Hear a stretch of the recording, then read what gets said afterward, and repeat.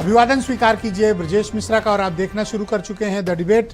बहनों भाइयों, जातिगत जनगणना कराने के भारत सरकार के आदेश ने किसी और प्रदेश में भूचाल लाया हो या न लाया हो, लेकिन उत्तर प्रदेश की राजनीति में ज़बरदस्त भूचाल इस वक्त मचा हुआ है। यहाँ पाकिस्तान और कश्मीर से ज़्यादा जातिगत जनगणना, उसके इम्पैक्ट, उसके राजनीतिक प्रभाव, उसके सामाजिक और आर्थिक प्रभाव को लेकर ज़बरदस्त चर्चा छिड़ी हुई है। बीजेपी जिसने इसको लागू किया उससे कहीं ज़्यादा अपोजिशन इसको लेकर उत्साहित दिख रहा है। आज चर्चा इसी विषय पर। बहनों भाइयों, उत्तर प्रदेश की राजनीति में इन दिनों जातिगत जनगणना एक बहुत बड़ा सब्जेक्ट बना हुआ है। बीजेपी ने इसे मंजूरी दी, जातिगत जनगणना कराने के भारत सरकार ने आदेश दिए। उसके बावजूद बीजेपी इसको लेकर कोई बहुत आक्रामक या इसको लेकर बहुत उत्साह इस वक्त दिखा नहीं रही है, जबकि अपोजिशन उस पर हमले लगातार कर रहा है। जातिगत जनगणना एक ऐसा विषय है जिसने उत्तर प्रदेश की राजनीति को रीडिफाइंड किया है। दरअसल उत्तर प्रदेश में पिछड़ों की जो संख्या है, उनकी जो हिस्सेदारी सामाजिक रूप से है, वो बहनों भाइयों बहुत बड़ी है। और अगर उनकी गणना हो गई और वो गिन लिए गए तो फिर वो जाहिर सी बात है कि अगला स्टेप होगा, वो अपनी हिस्सेदारी की मांग करेंगे। तो अगर हिस्सेदारी की मांग करते हैं तो जाहिर सी बात है कि सत्ता पर कंट्रोल और सत्ता की मास्टर की उनके हाथ में होगी। वर्तमान परिस्थितियों में क्या ये पॉलिटिकल पार्टियों को सूट करता है?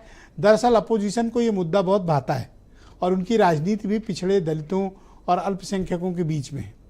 अल्पसंख्यकों की अब कोई राजनीति इस प्रदेश में खास बची नहीं। वो कांग्रेस और समाजवादी पार्टी के ही अलायंस को लेकर लास्ट टाइम उन्होंने वोट देकर अपनी प्रतिबद्धता जताई थी। लिहाजा अब दो प्रमुख जो वर्ग हैं, जो पिछड़ा वर्ग और दलित वर्ग, इनके वोट से ही आने वाले समय के चुनाव और सरकारें तय होंगी।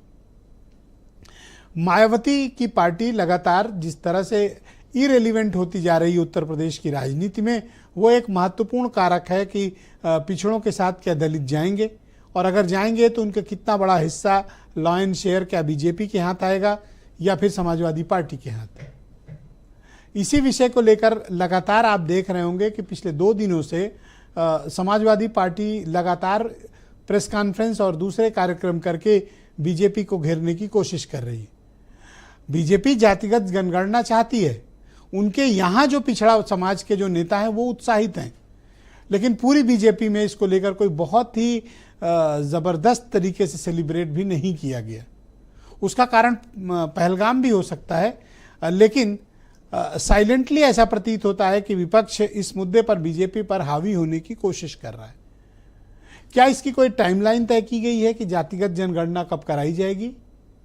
और जो पिछड़ों के हाथ में जो मास्टर की है वो क्या अपोजिशन के पास जाएगी या फिर बीजेपी अपनी सत्ता को उत्तर प्रदेश में बरकरार रखने में कामयाब होगी? 2 बार के बाद क्या तीसरी बार भी बीजेपी लौटेगी? क्योंकि जातिगत जनगणना का जो मुद्दा है, ये मुद्दा लास्ट पार्लियामेंट्री इलेक्शन में बहुत प्रमुख रूप से उठा था।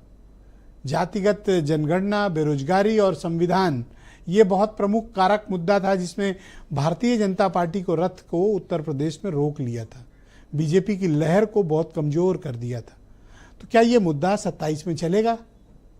बहन भाइयों, 27 के चुनाव के बारे में अभी कुछ आकलन करना बहुत जल्दबाजी होगी, लेकिन मेरा ये मत है कि जातिगत जनगणना अगर समय से नहीं कराई गई तो भी एक बहुत बड़ा मुद्दा बनेगा। लिहाजा भारत सरकार अगर इसका टाइमलाइन जारी कर देती है और किस पद्धति से कराएगी, तब इसमें कुछ स्पष्टता होगा और शायद इसका लाभ भी बीजेपी अर्जित कर पाएगी।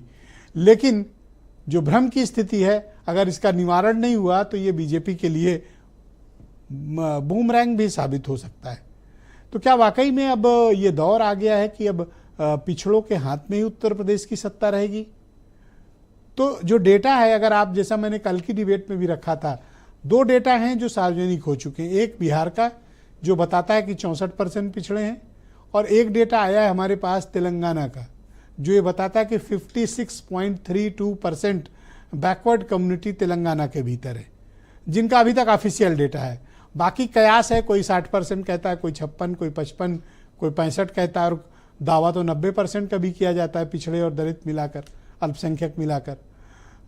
मसले जो भी हों, लेकिन इसमें कोई दो राय नहीं है कि उत्तर प्रदेश की राजनीति को में पिछड़ों की जो पॉलिटिक्स है जातिगत जनगणना ने उसमें एक नई ऊर्जा भर दी है। ये ऊर्जा क्या पॉलिटिकल है, सामाजिक है, आर्थिक है, राजनीतिक है या औद्योगिक है? इसका इम्पैक्ट क्या है? आज हम इसका इम्पैक्ट एनालिसिस करेंगे। और बहनों भाइयों, वर्तमान परिवेश में किसी चीज़ का इम्पैक्ट का एनालिसिस करना है तो पॉलिटिकल इम्पैक्ट सबसे बेहतर माध्यम होता है किसी भी समाज और उसकी ताकत की नब्ज को पकड़ने का। तो मैं चाहता हूं कुछ स्टेटमेंट आज आप सुन लें, फिर हम इस परिचर्चा को आगे बढ़ाएंगे। जातीय गोलबंदी करके, जातीय वैमनस्यता फैला करके, जातीय आधार पर समाज को बांटने का प्रयास करने वाली, ये जाति को वोट बैंक समझने वाली पार्टियां ये आज बौखला गई हैं। लेकिन भारतीय जनता पार्टी तो हमेशा से इस बात की पक्षधर रही है कि समाज में वास्तविक अवस्था क्या है, आंकड़ों का प्रकटीकरण तो होना चाहिए। जब प्रधानमंत्री नरेंद्र मोदी जी ने देश की आजादी के बाद पहली बार देश की आबादी की जातिगत जनगणना का फैसला कर लिया है तो विपक्षी दल बौखला गए। ये पहला कदम है। इसके बाद हम सबको अपनी आबादी के हिसाब से हक और सम्मान मिल जाए, यही हमारे बाबा साहब भीमराव अम्बेडकर जी का सपना था, यही हमारे संविधान की प्रस्तावना है। हमें उम्मीद है कि जितना हम लोग आगे बढ़े हैं मिलजुल करके एक साथ पीढ़ी के साथ खड़े हुए हैं, आने वाले समय में उसमें भी हम लोग कामयाब होंगे। जाति जनगणना एक बहुत लंबी लड़ाई के बाद हम लोग यहाँ पहुंचे हैं और अभी बहुत लंबी लड़ाई लड़नी पड़ेगी, तब हक और सम्मान मिलेगा। राहुल गांधी जी ने कहा कि हम जातिगत जनगणना करा कर रहेंगे और सरकार को नतमस्तक होना पड़ा, सरकार को दंडवत होना पड़ा। मैं कहूँ घुटने के बल बैठा दिया। तो हमारे नेता आदरणीय राहुल गांधी जी की बात को सरकार को मानना पड़ा, बाध्य कर दिया आदरणीय राहुल जी ने कि सरकार को जातिगत जनगणना का निर्णय लेना पड़ा। तो बहनों भाइयों, आज की इस परिचर्चा को आगे बढ़ाएंगे। राजेश चौधरी उत्तर प्रदेश में भारतीय जनता पार्टी के प्रवक्ता और विधायक हैं। उदयवीर सिंह समाजवादी पार्टी से हैं। अंशु अवस्थी कांग्रेस कमेटी के प्रवक्ता। देवकीनंदन मिश्रा जाने माने पत्रकार। के गौतम फॉर्मर कैबिनेट मिनिस्टर